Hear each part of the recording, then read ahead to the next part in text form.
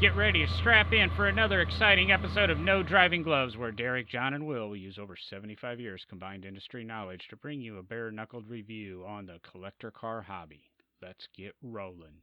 Time again for No Driving Gloves. You have Will, Derek, and John with you tonight, today, whatever time of the day you're listening to the podcast. How's your week's been going, guys? Well, I actually had a pretty good week this week. So far, finally have both of the positions filled in the shop that I've been, trying to do for the last couple of months. So we're only going to get a car want or need this week. We're not going to get a car want and a help wanted ad this week, right? That's right. Still looking for a 56 Ford. So, got it out of the way early tonight. That's right. Preferably a post car. So that's, solid, rust-free, original paint. It'd be nice, willing to pay what it's worth, not looking for some super smoking deal. So, but deals are accepted. Oh yeah, deals are definitely accepted. So, but yeah, been working late nights in our new storage warehouse, building shelving and trying to get everything kind of moved over there and placed, and totally reorganizing the office for Levi, our new office guy. So, been pretty busy. And what's up with you, the big D? I'm doing pretty good. I had a good week. Looking for any reasonably priced brass era car that could be fun to drive around on brass and gas tours. This is the want ad hour, right? Okay, good. Yep, that's right. So we'll just go. We'll just going with this. I'm so good whatever with you got out there. If you got a horseless carriage, something early laying in the barn, let me know. I'd be happy to come out and take a look and maybe acquire it for my own collection. No, things are going good. Having a good week. It's starting to warm up again in the Bowling Green area, so hopefully be getting back out into the garage pretty soon and working on some of the projects, especially with that new engine that I got in last week. Gonna start looking at what I can do with the Falcon in the next year or so.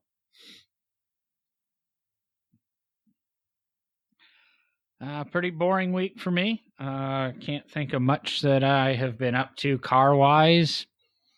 A little bit of stuff at work and nope, I don't need anything. I don't have anything on my wants list. I'm not hiring anybody. So I'll be the boring one on that topic. But you guys are talking about acquiring some new vehicles. I think Will's probably more acquiring one for somebody else, and Derek's his personal needs. And it's all about me. I just it is. That's why we have this podcast, and you said, "Hey guys, let's do a podcast." It's all about me. And then of course I recently got my new one, and it got us thinking, and we were talking. When we get a car, all of us really can't leave a car stock or normal, other than Mr. Originality, who was crying today when Will sent a picture of a Packard and jokingly maybe said, "We're going to cut this one up." You don't joke about pre-war Packards becoming hot rods, okay? You cause people to have medical issues. You don't joke about it. You just do it. I was going to say, Will wasn't joking. He was dead serious. Seriously, if somebody did bring me that car and wanted to make a hot rod out of it, I'd do it in a heartbeat. And we would no longer be friends. Well, okay. That just lets everybody know Will can be bought for $48 an hour. Don't get me wrong. I would not cut it up where it couldn't be put back. I've done that before on some pretty rare cars and just made it so made the car more drivable at, higher speeds and going down the interstate and taking tours across country and stuff like that. And pretty much it was all bolt-on type stuff. So we kept all the original parts, and then if you wanted to put it back, original, you can. So there's actually a guy up here in North Alabama that builds Corvette chassis, and you set your Corvette down on one of his chassis. You don't have to modify the floor pan. You can update a lot of things without cutting anything on the car. So you leave your original chassis alone. And if, you decide to get ready to sell it and it's worth more original, then you put it back original. But with watching Barrett Jackson last week, your quote resto mod Corvettes were pretty high. Resto mods have all of a sudden in the last year or two become kind of acceptable. For years, you'd put 150, 175 into a 67 Mustang to put it back on the road and, update a modern drivetrain, and you'd be able to sell it at Barrett Jackson, for instance, for $35,000. And now you can almost put the money into them and get all your money back, if not a little bit more. It's kind of interesting how the market's changed. I don't know if, I guess even I've changed. I don't want to work on them anymore. I want to get in them on a Saturday morning, start them, and drive them. And it makes me very pro resto mod. And I guess maybe some other people are figuring out that we want fuel injection and, get in them on a Saturday morning and drive them and not be like Derek and crank start them and fiddle with the throttle and fiddle with the ignition timing and the primer cups and, feeding the horses. Sorry, I actually like the experience of driving, not just getting in a car and letting it do all the work for me. I like the experience of driving. I don't like the half-hour starting procedure. Hey, every car I own, at least right now, has a starter on it. I don't have to hand crank them. Okay. I may choose to do that. Unless your 6-volt battery goes dead. There's nothing wrong with a 6-volt battery. Chug.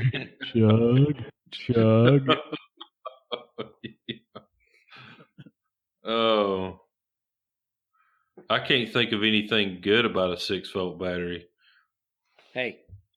There's more positive things come from a 9-volt battery than a 6-volt battery. No, there's only one positive thing and one negative thing on every battery.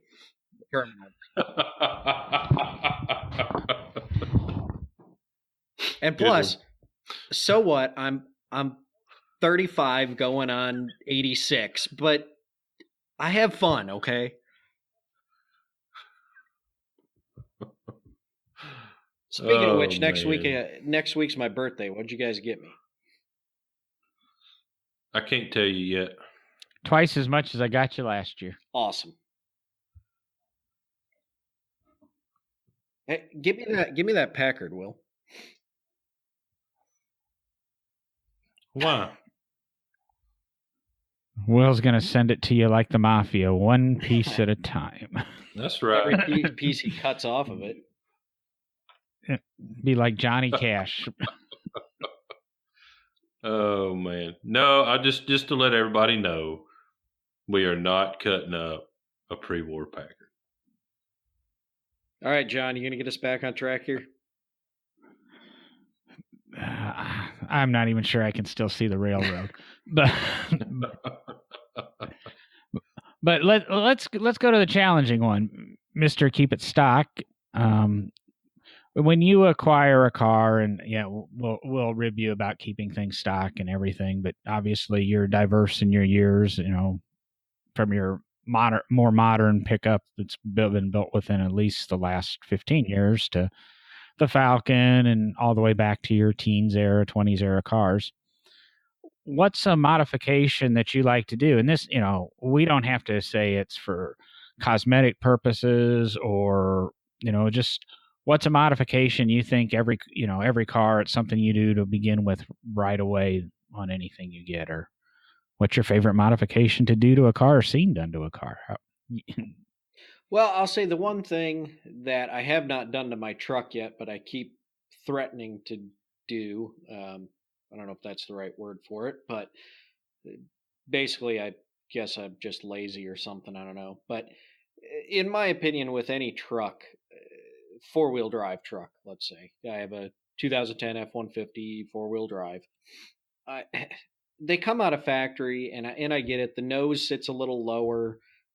You get all the engineering that goes into it to make it the way it needs to be, to do what they need it to do.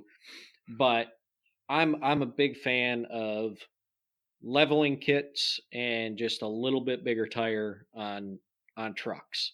As I say, I haven't done it to mine yet, but it will be one of these days, or when I get my next truck, it's going to happen.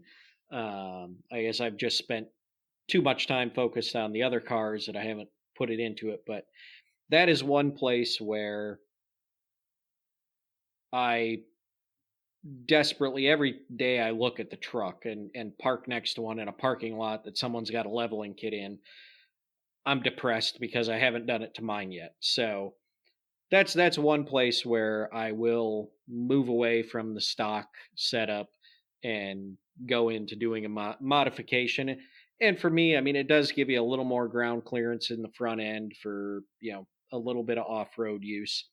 But to me, it's more of a style and look that it enhances on the truck. Yeah, that was what I was going to ask you about, doing a leveling kit, because when I hear a leveling kit, I partial to 2-wheel drive kind of lowered vehicles, and I was thinking do a 2-inch drop in the back, but you're actually thinking like a 2-inch lift in the front in order to level it, right? Yeah. Most of the leveling kits for your 4-wheel drive trucks bring the front end up to the level of the back and give it that, in my opinion, more aggressive, taller stance. It just, to me, makes it look better.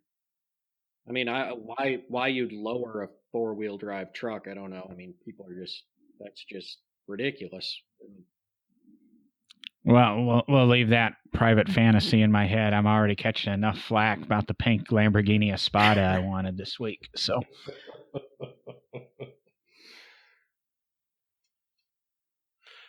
I can see lowering a 4-wheel drive truck. Of course you can. Maybe an all-wheel drive truck. Let's say, I can't remember exactly what years they made them, but I think it was in the early 2000s, maybe mid 2000s. Chevrolet made a SS pickup truck, which was all-wheel drive, more of a sports car oriented pickup truck. it was Chevy's answer to the Lightning at the time. Okay, yeah, there you go. Very, very poor response to the Lightning, but it was. I mean, you could beef them up pretty good because they did have 6 liters in them. But something like that, I could definitely see lowering. As far as an old school, just 4-wheel drive truck, I would be more for raising the front up.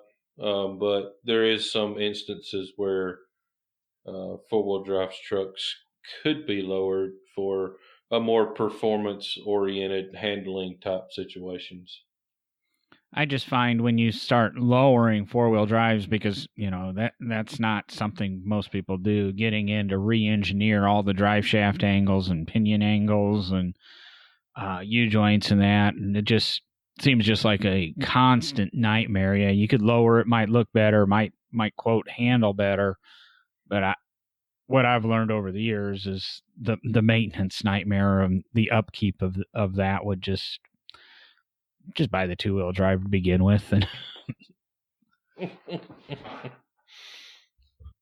honestly, that's kind of one of the first things I like to consider doing to vehicles I own, but after doing it for many years, and now the fact that most everything I have is brand new and I like to keep the warranties and stuff, I kind of avoid it. But, do just a simple inch and a half drop to something just to get that tire clearance and tire to fender clearance a little bit tighter. I've kind of, on the SHO, been looking at the HKS spring kit that they offer for it. Don't need to swap out shocks or anything. It's just basically, swap the springs out, get an alignment, and have a car that sits a little bit lower, might not handle much better, but it just gives it that slight look. I'm not after, radically tucking the tires and, putting the wheels at 40 degrees of camber and, riding on the sidewalls and stuff. But just think, lowering it a little bit, whether it be a truck or a car, or if I would have bought a new F-150 this time, part of my list was to maybe do a 2.4 drop to it. Nothing radical, but something that, just like I say, the big thing is, and I think most of us being car guys hate that fender to tire, air gap that everything has. That if I understand why it's there. On trucks, it's never quite enough. It needs to be much more open between the tire and the fenders. Got to get that clearance for the big tires. And got to tighten it up. You get 3 fingers in there, that's plenty. If you can get it down to 2, it's even better. The fender well should be where the lug nuts are. What are you talking about? If your tire's not rubbing the inside of your hood. If you go early enough, if you go early enough, who even needs fenders? Okay.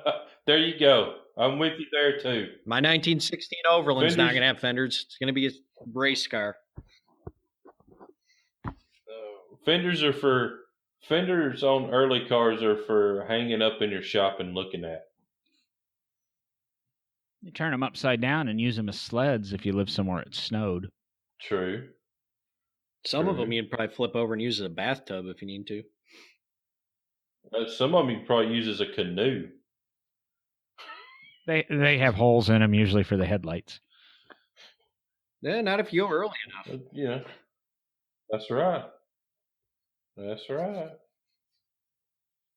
Well, we haven't let Will talk, but I doubt he has anything that he does to cars to modify them. Well, I was going to kind of qualify the question a little bit for Will, and you can't even qualify it because I've seen some of the stuff he drives on the street. What do you think would be one of the 2 modifications that you would need to do to, say, your wife's car? My wife's car. That's First, what does your wife drive? Minivan. Might as well be a minivan. Right. It is a front-wheel drive SUV, so it might as well be a minivan, right? In the particular one that she has right now, it would look pretty cool if it was lowered a little bit. It does have 19-inch wheels, so it's kind of got a little bit of an aggressive look to it anyway. But I'm going to say it really needs some sort of media device in it, like a television for the kids, something to kind of occupy them a little bit more. Of course, my oldest daughter has a cell phone, so that's just completely, she's encapsulated by the thing. No. But my youngest daughter, Wait a second here, because we're talking modifications, not accessories. Media players, stuff that falls under accessories. No, it don't. You're still modifying the thing. Well, my question was going to be on said SUV was DVD player, headrest TVs, etc. A checkbox on the option list that you skipped over. Well, yeah, because I'm kind of tight on some things. All right, well, So since y'all are throwing that one out, overrode on that, and I was going to say my old front wheel drive SUV came with 22s, and I know we've kind of taught our wheels and tires right off, but I'm going to be honest, I think Ford's doing a really nice job if you buy in the higher end of their car lines. I had an Edge Sport, so it came with these 5-spoke 22s that went really well with the vehicle. And no offense to anybody out there, but you buy an Edge SEL, they come some really crappy 17-inch steel wheels with wheel covers. That one could stand wheel and tire upgrade. I didn't think the 22s on the Sport required that, but the new Sport only comes on 20s because one of the problems Ford found is people hated buying replacement 22-inch tires because there's no such thing as a cheap 22-inch tire. So yeah, there's no cheap 19s either. 19s are a little better than a 22. Not much. No, not much. Say the Taurus is on 20s, so. Yeah. Well, I guess I would have to say that it would need to be lowered a little bit. Not much, a couple of inches for her, because she would be dragging the bumper off of it. But it would look a lot better if it were lowered a little bit. Just like you said, get that air gap out from the fender well lip and tire. Get it down a little bit lower. So amazingly, we went into this topic thinking we disagree, and then all three of us agree that we need to adjust ourselves for about 2 inches or so. It's usually the case. No, not adjust ourselves 2 inches. Adjust the vehicle 2 inches. Yeah, but see, the funny thing is here is you guys want 2 inches less. Wait, this isn't good for me. You need 2 inches more. Keep digging your hole, Derek.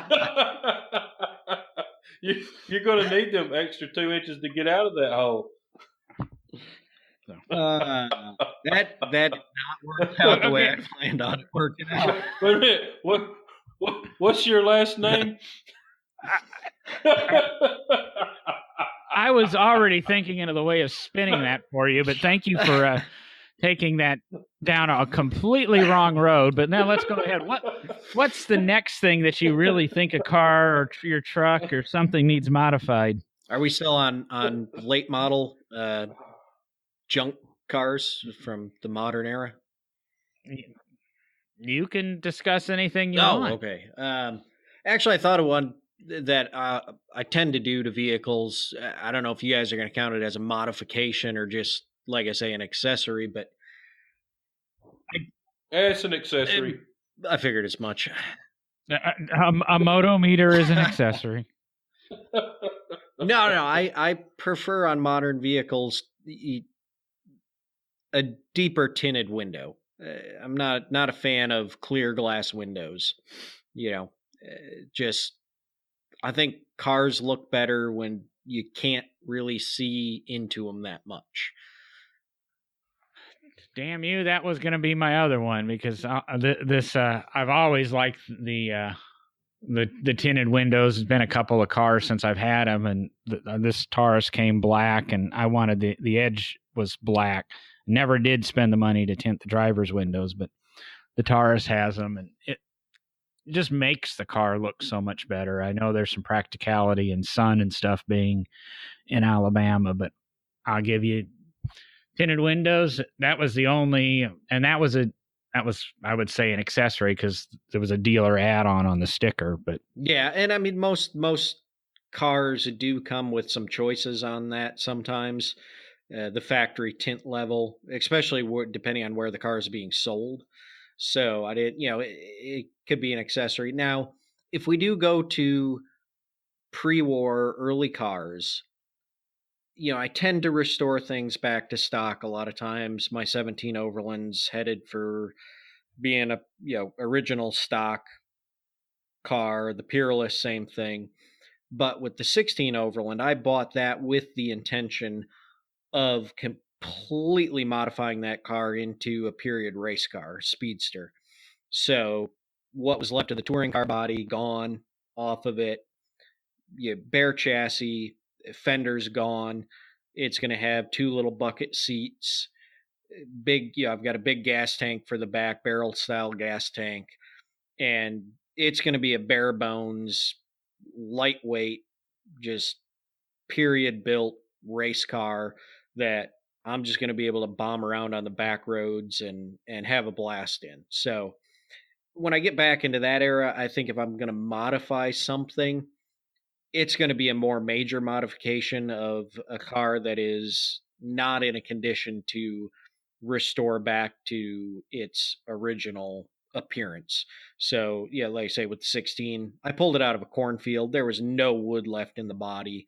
Most of the sheet metal was rusted through.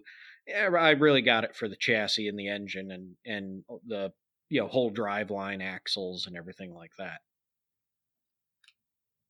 Yeah, that's what I was going to ask, is to kind of update the listeners that have joined us since you really last talked about the car, but you covered that. That I was also going to kind of probe the question, and that being such a stickler for originality and stuff, but you're obviously building this period correct to look like a car that would have been built in 16 or 17 to be a race car.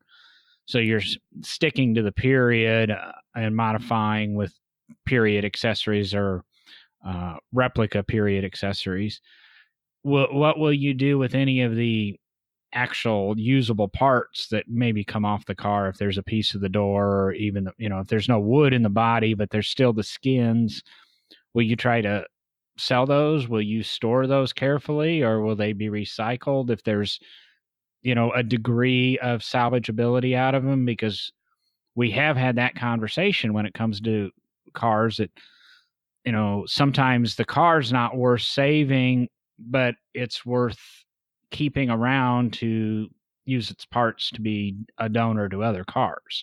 Would any of that, how does that play out to you? Will you hoard those parts for the future and potential future projects? Will you sell them off, or do you feel everything you're going to eliminate is pretty much garbage anyway? Funny thing is, actually, some of the usable parts that I'm not going to use have already been moved on to another a friend's project overland that he has. So it has been recycled in some way, or parts have gone to other cars already.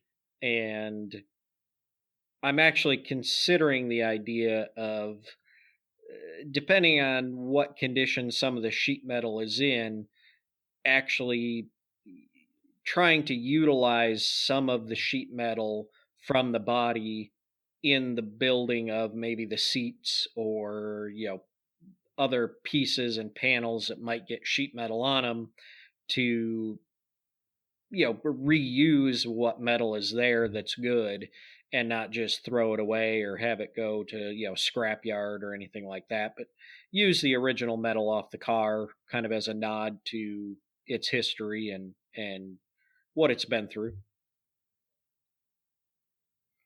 Kind of, I guess it makes sense. That's what they would have done in the day. If they would have taken the body off, they would have repurposed, the sheet metal. It happened. I mean, there's no 61 Sharknose Ferrari Formula One cars left because Enzo stripped the bodies and stripped everything off of those to build the 62 era, model year cars, and reshaped what panels needed to be and cut them up. And it's exactly, kind of exactly what you're doing there. So I'll accept your answer. I know you were looking for my approval on that. Not really. No. You just keep telling yourself that. So we'll give you the freedom now. What's another modification you like to do right off the bat to make a car your own, not what your customers want? Well, I'll tell you, I've been this way since I was driving. Before I was driving, to me, if I only had two modifications that I could do to every vehicle, it's stance and wheels and tires. I mean, that's my two. So, I mean, you can there's so many different wheels out there. You can really personalize your vehicle to your taste with wheels, and the tire choice has a lot to do with it too. So stance and wheels and tires, that's where it's at to me. Just to totally individualize your vehicle to your like, and that's what I do. Now, see, Will, I pictured current. you as a guy that your choice would actually be one of the two would be moving the license plate on your pickup truck from the bumper and actually, Frenching it into the tailgate on a severe angle, about a third of the way from the left side. No, no wheels into full size trucks. That is a mini truck thing. That would be the first thing I would do if I bought say the new Ford Ranger that was just introduced. Well, we don't need to get on the mini truck, the mini truck thing. Is that your way of saying, Derek, shut up? John's going to talk about mini trucks. I wanted to go a little bit of questioning you on wheels. Okay. Because I've got the Ford, and I'm not going to do anything to that, but I've got this Velociter in the driveway also that has kind of been left to me. And I've kind of went through, Tire Rack and a few of the mainstream websites going, well, I'd like to get some wheels for it. And you say there's lots of wheels out there to personalize your vehicle. And for the Velociter, I can't remember, it's 400 choices for it maybe. They're all the same wheel. They're all a 5-spoke basic design. There might be a 3-spoke, there might be a 6-spoke, but most of them are 5-spoke and just a certain change to them. And it just kind of drives me crazy. I think people should become more creative with wheels. I think there was more adventure and styles and wheels back in the Boyd Coddington billet wheel days and KMC and things like that. There seemed to just be a lot more. Here I am in my late 80s and 90s era, but I just thought the wheel choices were better and more adventuresome. I mean, you had no way, man. The wheels that are out there now, if Tire Rack ain't got crap. I'm sorry. Go ahead. I know you wasn't finished.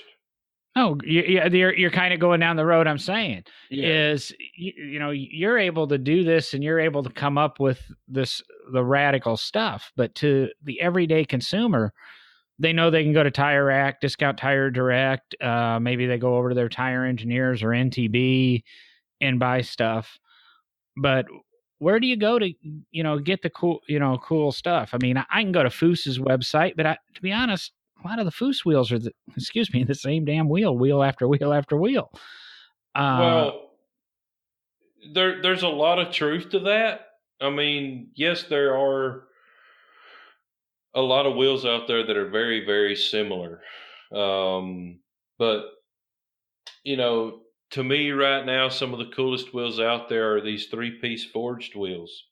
Forgeline, iForge, NewTek. I'm a Forgeline dealer, so I'm a big fan of Forgeline. Yes, they're expensive. You're going to pay for them. But man, they got anything from some throwback type wheels from, say, Mustang that they've converted into a 3-piece forged billet wheel. A lot of they actually, I think they supply wheels for some of the Porsche race teams. It's a real lightweight, racy looking wheel. That's a ton of different designs. I think they've only got 1 or 2 that are like a 5-spoke looking wheel. But you're saying, they're going a retro design. I mean, you used to have the Porsche Fuchs wheels. You had BBS wheels. You had, all these kind of cool wheels that existed. And I say I'm at a loss where they went. I mean, as ugly as they are and dated as they are, there used to be a Viper wheel that was a 6-spoke wheel, but it was two layers of spokes. Usually you had a polished layer and a painted layer, and you had 10 spokes around a center. But that just kind of, maybe it's something I read years ago that General Motors requires all of their wheels to be designed around a 5-spoke pattern. And if you look at every General Motors wheel except a basic steel wheel, you can see a 5-spoke wheel in it. And it kind of drives me crazy. They're either a split 5-spoke or just a true 5-spoke. I mean, you're right. There's not a whole lot of effort put into designing wheels from General Motors. Now, Dodge does a pretty good job, and Ford does a pretty good job. You know when wheels were the best? When they were made of wood. Yeah, when they were made of wood. Wood. Okay, wood wheels. That's where it's at. Yeah. So you can drive 12 miles an hour. I have gone well over 60 mile an hour on wood spoke wheels. For how long? As long as you want. Just don't turn hard to the right or the left. Wood wheels don't take side load. But going straight, they're perfectly fine. Depending on the humidity. And I will agree with you. I was having a conversation with a termite the other day, and he really misses the day of the wood wheel. Exactly. Well, there's so many different wheel companies out there that really make really hot looking wheels. Schott is another company, SCHOTT. Man, they make some really, really killer wheels. We run a lot of their wheels on a lot of our builds, and they're custom backspacing wheels. So the cool thing about that is, no, you can't call them and say, hey, I need a set of wheels for my Ford Fusion or my Chevrolet pickup truck. You have to give them the backspacing. And then they will build the wheels to fit your vehicle. If you want less backspacing, more backspacing, they'll build them for whatever you like. One of Boyd's sons is actually still building wheels. Butnick's a wheel company out there that makes some really cool stuff. ET Mags, they make a lot of kind of retro throwback Haldebrand type wheels. And they build them custom too. So, and then the option of different finishes nowadays. Cerakote is gotten into the wheel market. Cerakote hadn't, but there's people that spray Cerakote that are coating wheels now. You still got powder coatings, you got anodizing, you got so many different options to just individualize your wheels. American Racing is owned by a company called Wheel Pros. Dude, check their website out. They got a ton of different style of wheels. There's actually a wheel company in Chattanooga, Tennessee that's got some really cool looking wheels called Rocket Racing wheels. If you just go to Tire Rack looking for wheels, you're going to be buying what everybody else is buying. Granted, they are probably in more people's budget than the companies that I'm talking about. But to me, you can take an old 70s Chevrolet pickup truck with factory paint on it that's a little bit rough around the edges, slam it to the ground, and put some high dollar wheels on it, and man, you got a damn good looking truck. And something that you can drive and enjoy, and drive to Walmart, and if somebody leans up against it, you're not freaking out. To right now, the choices of wheels that are out there is far exceeds 5 years ago. I mean, far exceeds 5 years ago. I think some of that lays into the advent of CNC machining and becoming affordable there. But wheels and tires definitely make the biggest visual impact on a vehicle for something that we'll say only takes 20 lug nuts to change. I mean, you can do a set of wheels in half hour after the tires are mounted and that, and have the most impact on your vehicle. I don't believe there's a modification that's that simple to do that has that impact. And really the next one that's going to have that kind of impact would be vinyl wrapping or repainting the vehicle or something. And that's not a cheap undertaking or an easy undertaking. So I'll give you that, wheels can make a vehicle really, really easy. But I just felt that the wheel market had kind of stagnated, and maybe I just haven't got aggressive enough in looking for wheels, or maybe I'm not willing to pay as much as the car costs for wheels. One or the This other. is the problem. I'll tell you, all I got to do is go to the local Amish wheelwright, and I'm set. It's kind of a running joke in the hot rod industry right now. Is, you know, heck, you can have one-off wheels made. You can have a set of wheels made that are for you and you only. There's companies out there that specialize in this, but it, you know, we kind of make fun of it. You know, we're going to spend, you know, $10,000 to have a set of wheels made that are one-off, because we could not find a set of wheels that fit this car any better. We had to do this.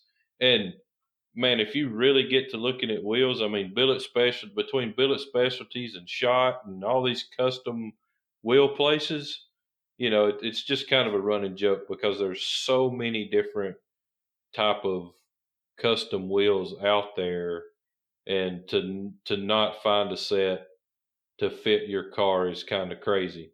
Now, granted, yes, we are building some cars with completely one-off wheels, but you know, that's just part of it. You also get a customer that says, "Hey, I want a set of wheels that there's not another set like them in the world nowhere." And I mean, you're building the car to be that way. You might as well put the wheels on it to be that way as well. So, you know, the opportunity for wheels are endless.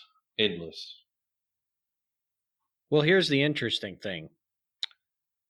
Even though we're arguing about where we're going to get the wheels, or what they're going to look like, or whose wheels suck and whose don't, I think even though we started out saying we were going to disagree on so many things, which we have disagreed on a few things, it appears that we've come to a conclusion that all three of us in some way would change the stance and tires and wheels on our vehicles as our first modifications. Yeah, pretty much. I'm going with side pipes. I just saw a picture and I'm inspired by side pipes. If it's a mid-year Corvette, side pipes. Yes, I agree. Is that a Veloster that you sent the picture of? Yes, sir. John, you got to put that on our social media, man.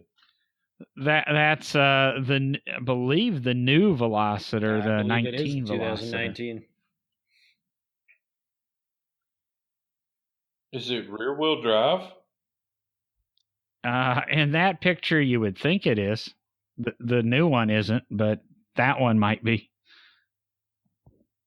I guess I'm going to have to put this on the social medias. Hey, it's Will's fault. He brought it up.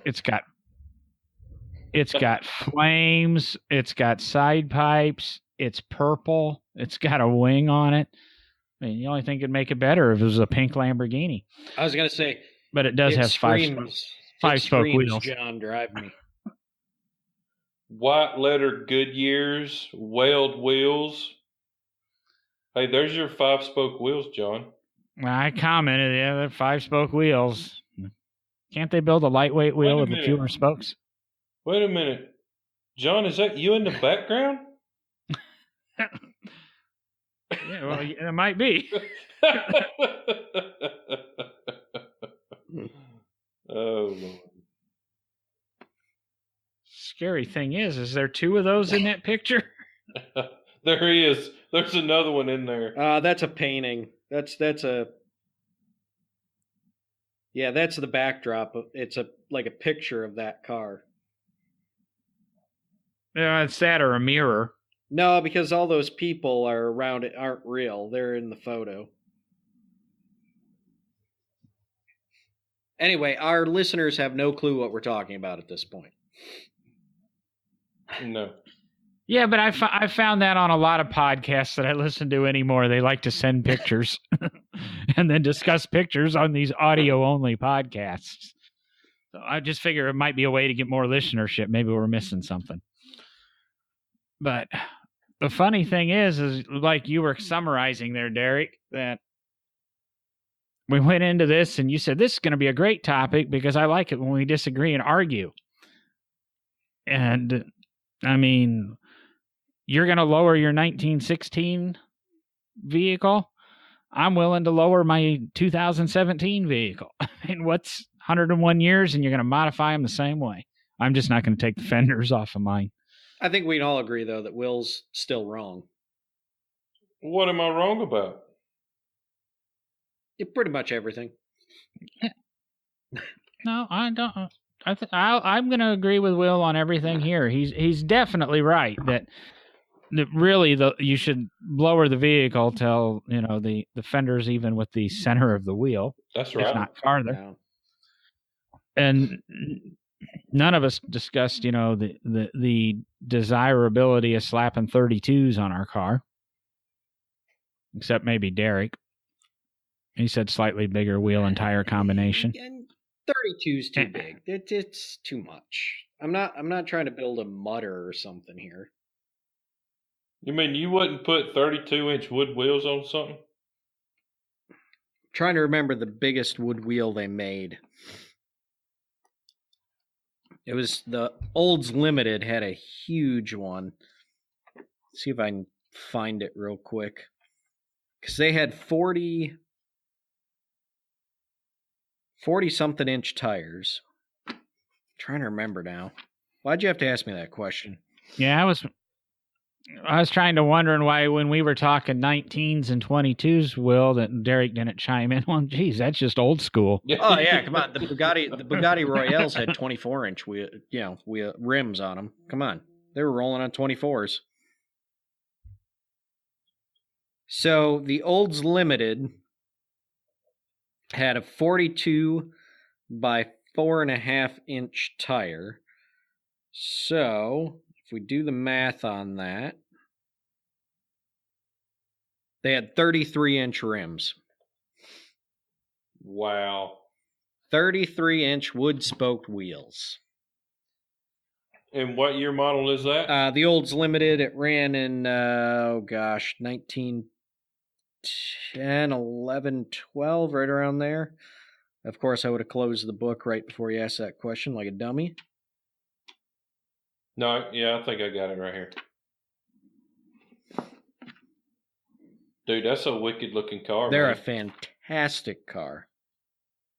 Man, I love the way they got the two-tone around the door openings. Notice the dual running boards as well, like a set of stairs, Oh, yeah.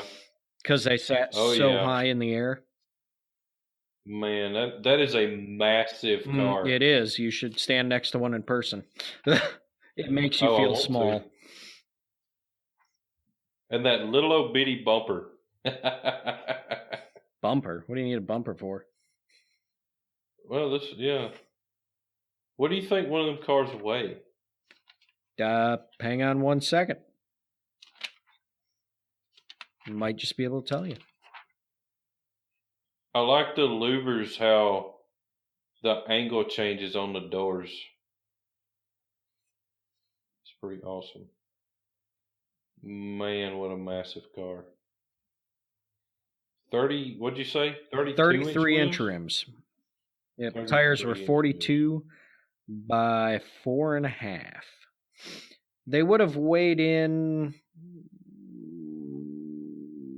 probably well over 3,000 pounds. Okay, that's not as bad as I thought. That's lightweight. My new one's 4,100 pounds.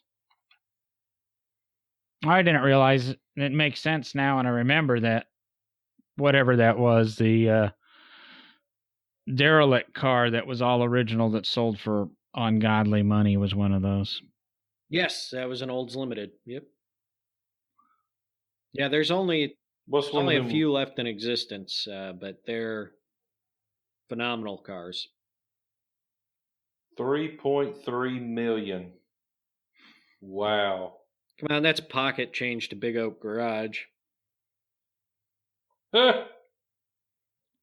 Well, let's go ahead and wrap this up, guys. We're about 60 minutes into this, or 55 minutes or so, depending on how well I edit. Oh, come on, John. We were just getting started. Well, but people get tired of us after an hour, Derek. We got to let them. Maybe you guys. Yeah. But so we're going to go ahead and wrap it up for the week there. Obviously, when we considered we were going to have a debate and argument, everybody agreed that we should all tint our windows, lower the vehicles, and Lift. Adjust the suspension on our vehicles, and maybe throw on a set of wheels and tires to have the biggest impact. And we literally discussed 101 years of cars and came to the same conclusion, other than I don't think Derek's going to tint the windows on his 1916. I don't think there's going to be windows. So with that, we'll go ahead and I'm going to say goodnight, and I'm out of here. All right. Me too. Talk to everybody next week. Adios. Bye-bye.